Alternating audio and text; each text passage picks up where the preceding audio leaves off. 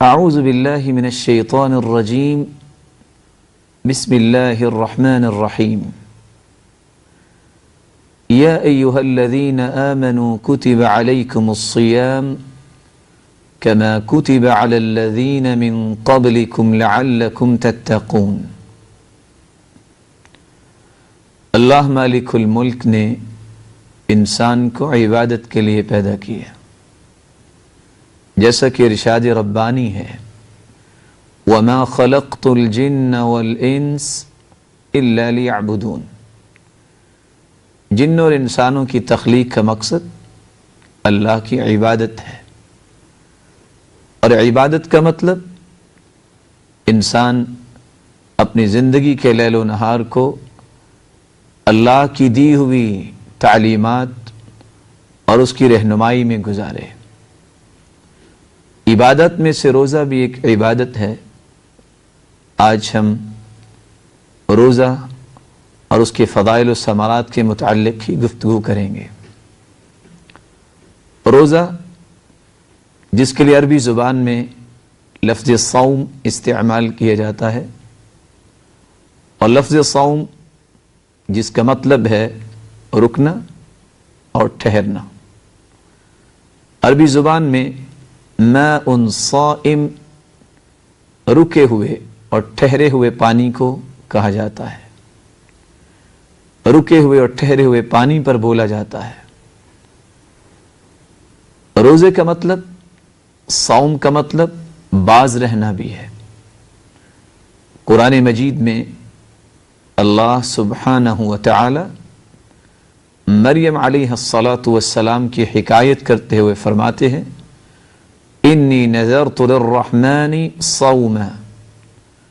عبداللہ ابن مسعود رضی اللہ تعالی عنہ اس آیت کی تفسیر میں انی نذرت للرحمن صمتا، خاموش رہنا، کلام سے باز رہنا، یہ مراد لیتے تھے۔ عبداللہ ابن مسعود رضی اللہ تعالی عنہ انی نذرت للرحمن صوما کی جگہ صمتن کے لفظ استعمال کرتے، جس کا مطلب کہ میں نے اس بات کی نظر مانی ہے کہ آج میں کلام سے باز رہوں گی، میں کلام سے خاموش رہوں گی۔ اصطلاحی اعتبار سے جرجانی لکھتے ہیں الامساک عن الاکل والشرب والجماع من الصبح الى المغرب مع النیہ۔ انسان عبادت کی نیت سے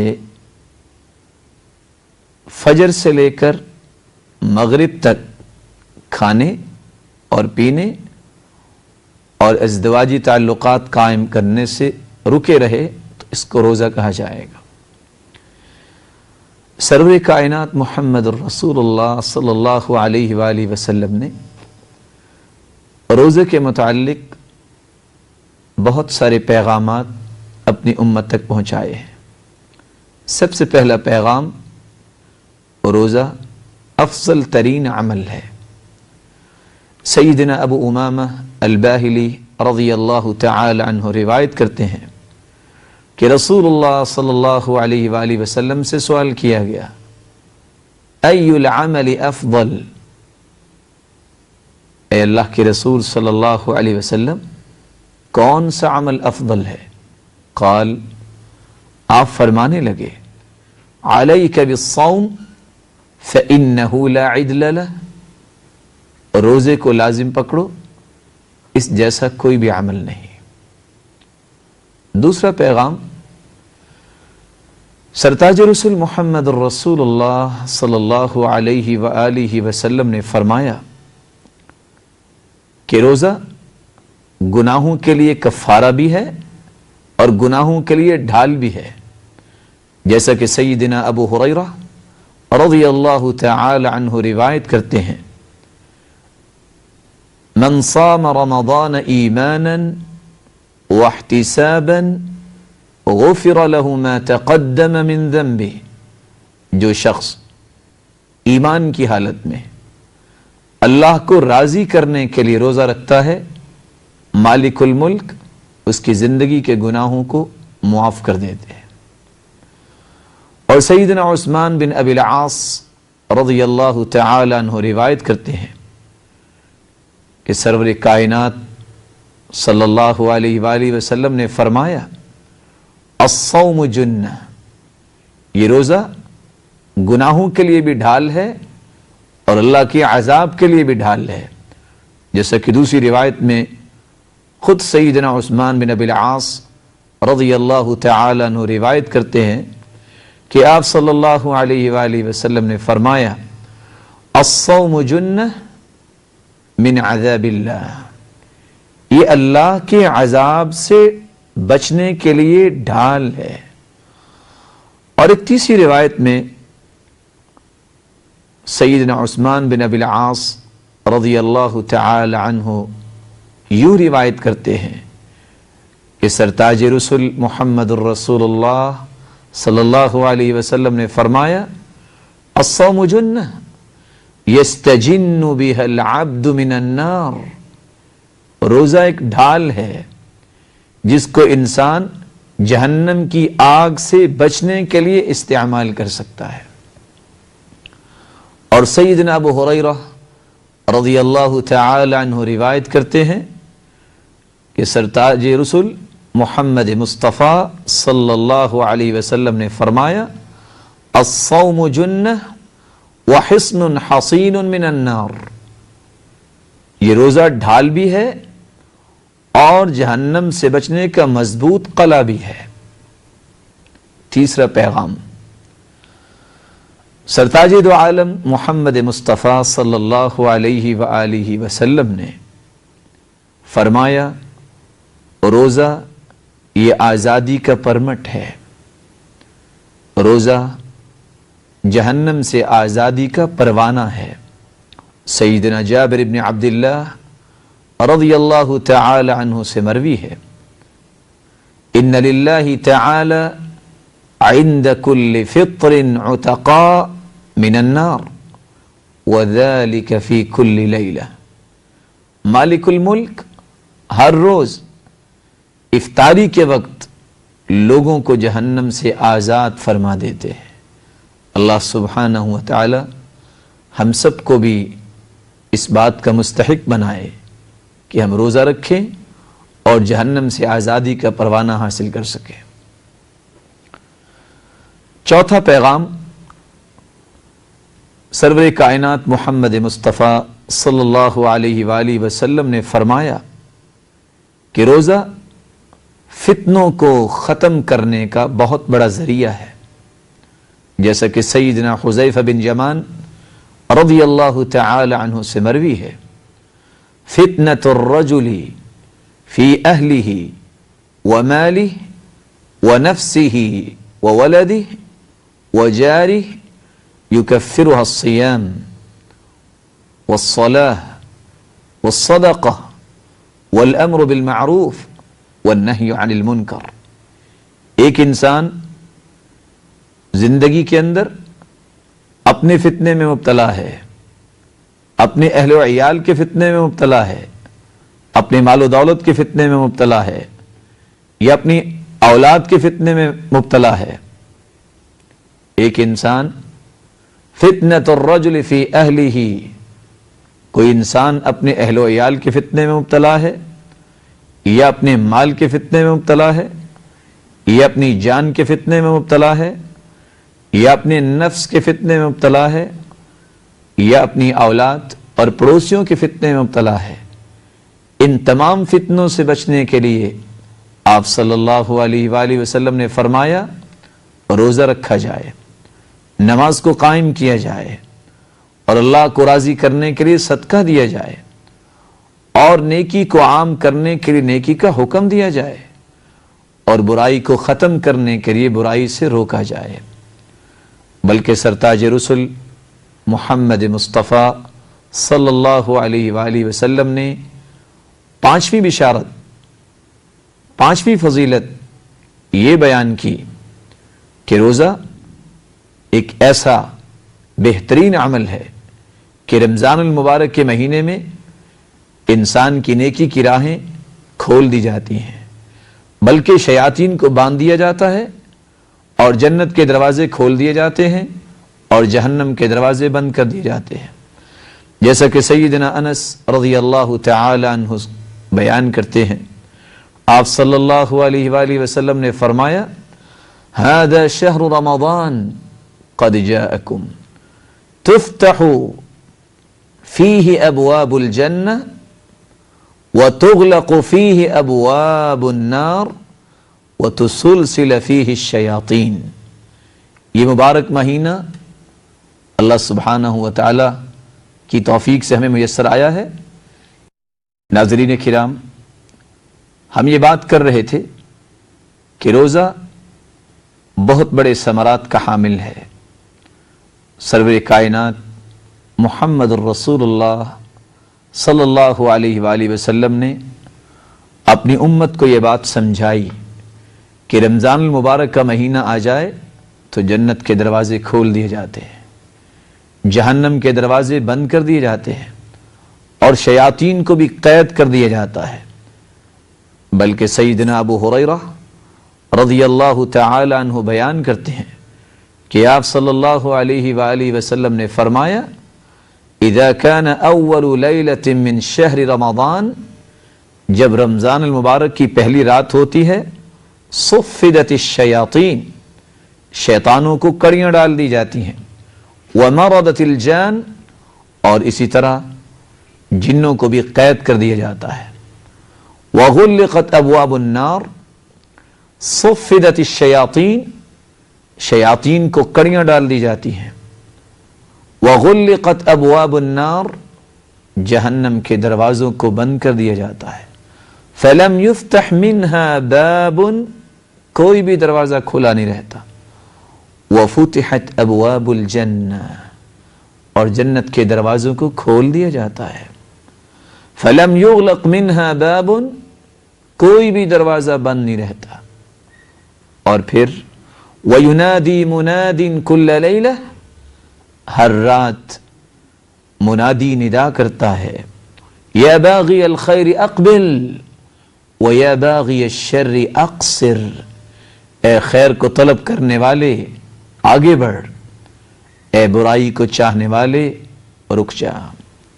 وَلِلَّهِ عُتَقَاء مِنَ النَّارِ وَذَلِكَ كُلَّ لَيْلَةٍ، اور مالک الملک ہر رات لوگوں کو جہنم سے آزاد فرماتے ہیں.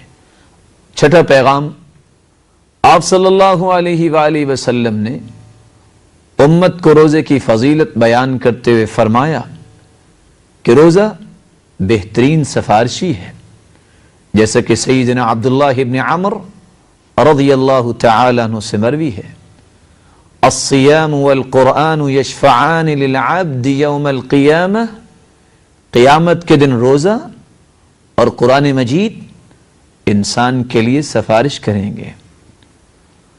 یقول الصیام، روزہ کہے گا: اے ربی منعتہ الطعام والشہوات بالنہار، میں نے سارا دن اس کو کھانے پینے سے روکے رکھا اور اس کی خواہشات اور شہوت کی تکمیل سے اس کو روکے رکھا.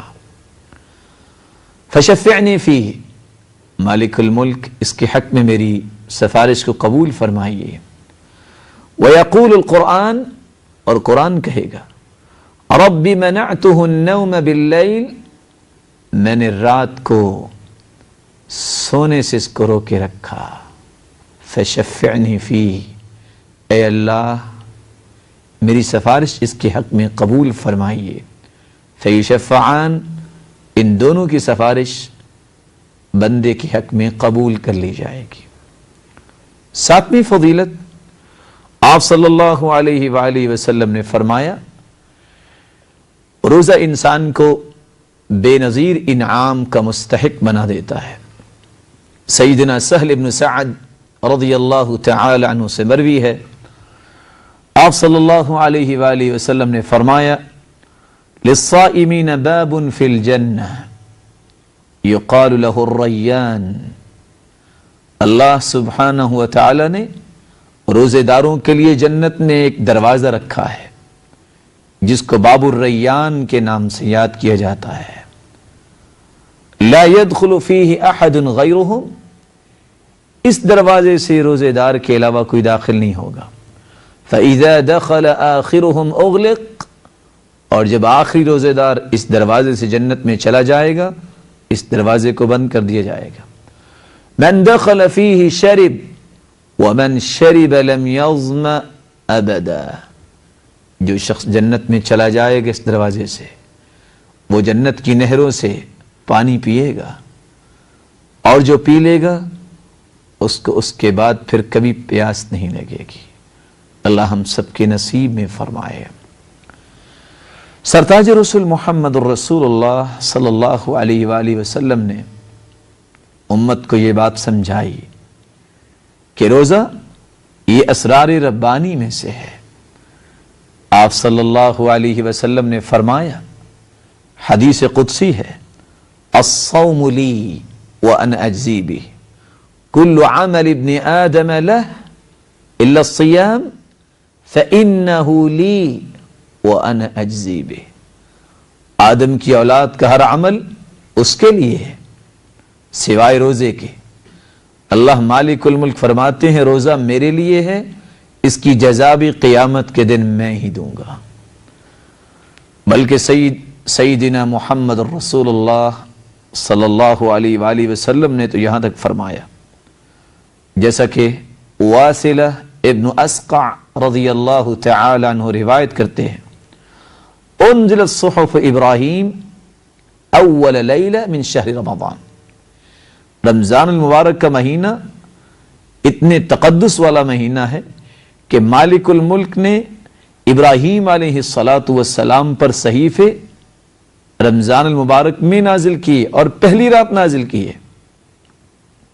وَأُنزِلَتِ التَّوْرَاتِ لِسِتٍ مَضَتْ مِن رمضان، 6 رمضان المبارک کو اللہ سبحانہ وتعالی نے تورات کو موسیٰ علیہ السلام پہ نازل کیا۔